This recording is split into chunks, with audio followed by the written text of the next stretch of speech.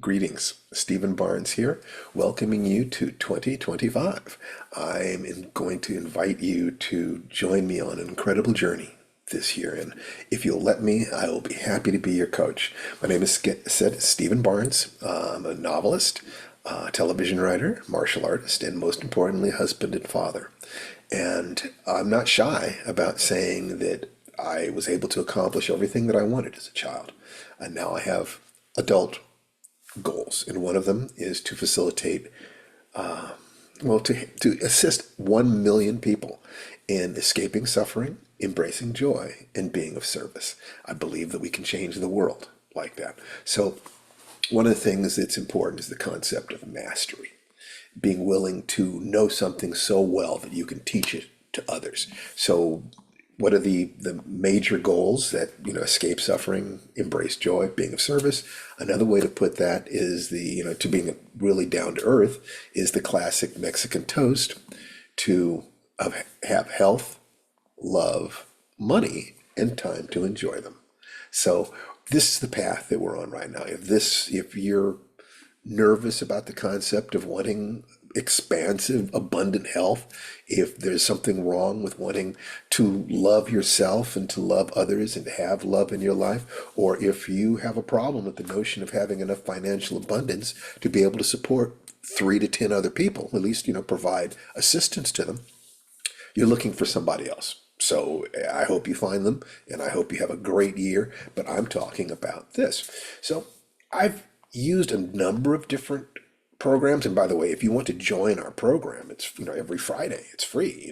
Just join my mailing list at www.stephenbarneslist.com, and I'd be happy to put you on the list and let you know and send you the link every Friday.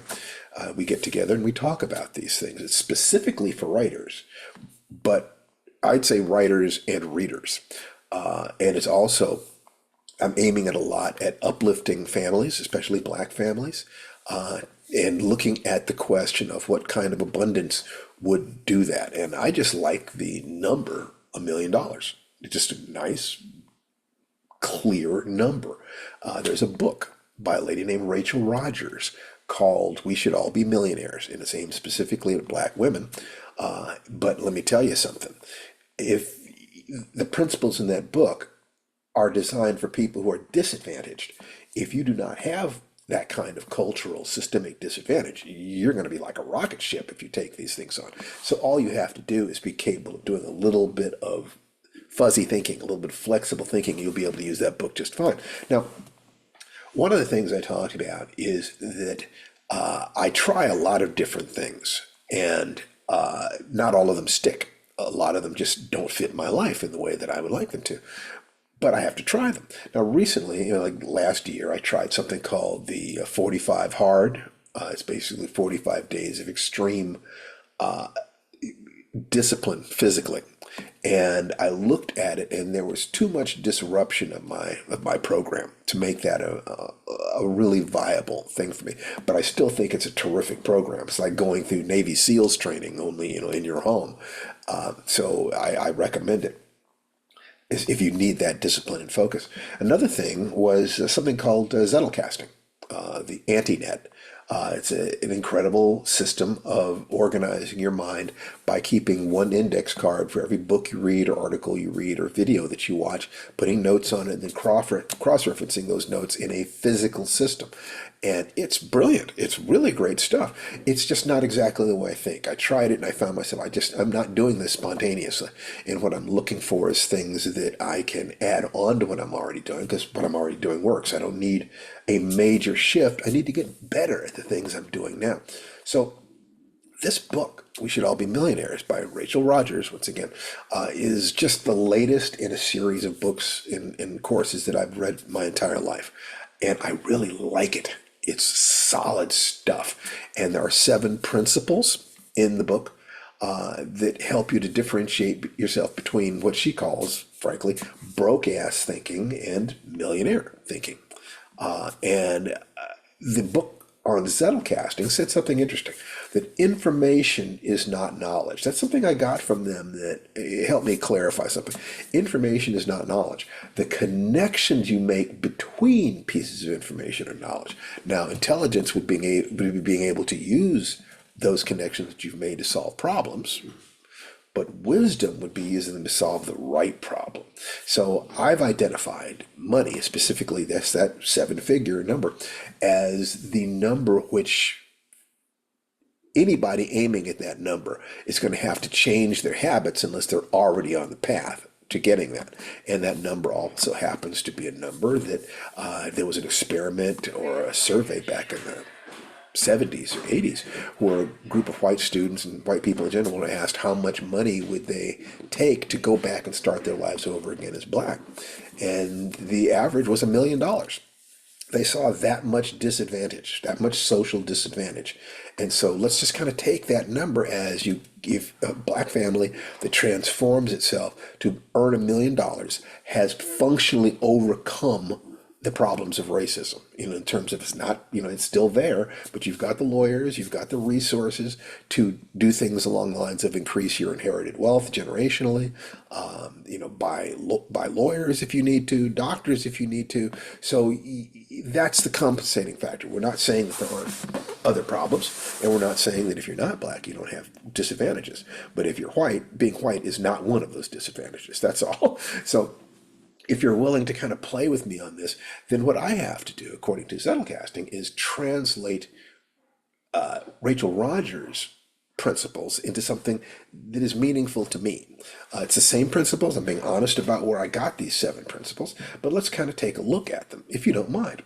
So let's take a look. So the first one is, let's kind of say, instead of saying we should all be millionaires, we should all be black belts, specifically within the system of self-improvement that I've created, the magic formula.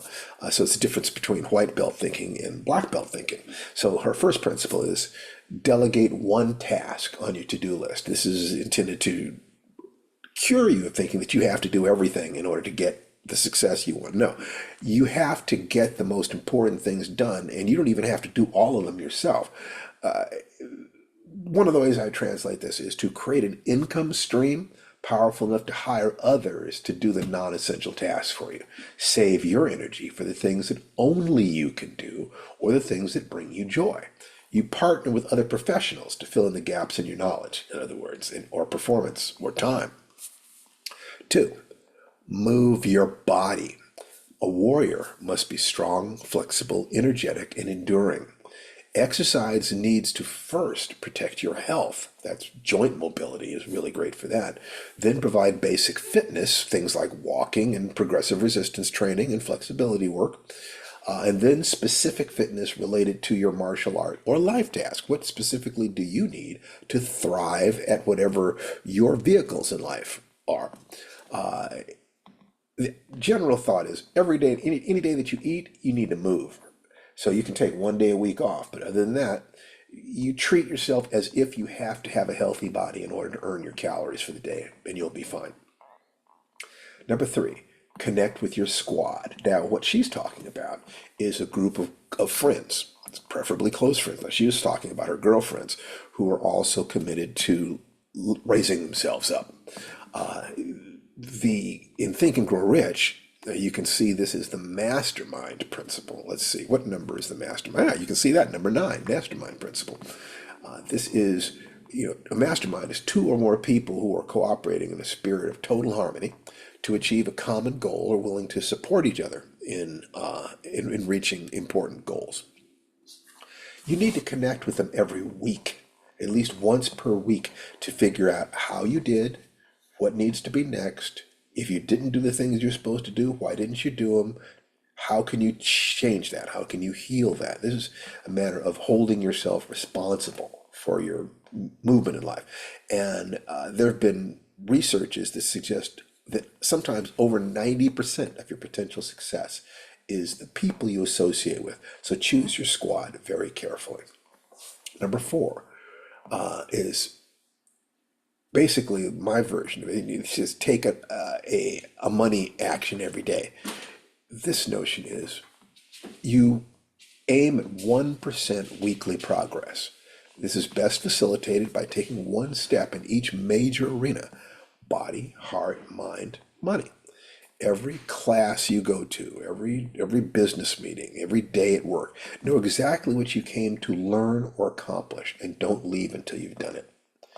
Number five, think $1 million thoughts. Once again, what does think like a black belt mean?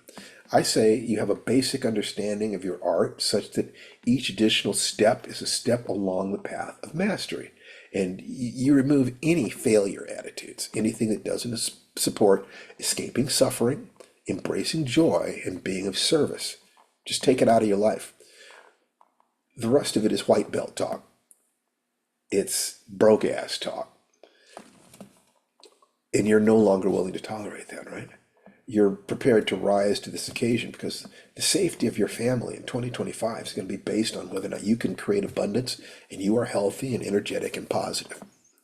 Number six, look at your money every day. That was her principle. So I'd say have standards of performance in each arena and track them. In terms of body, maybe body fat or weight. Heart, the blessing dance, which I've taught, with a partner or some version of it just with yourself. Just, did you do your meditation?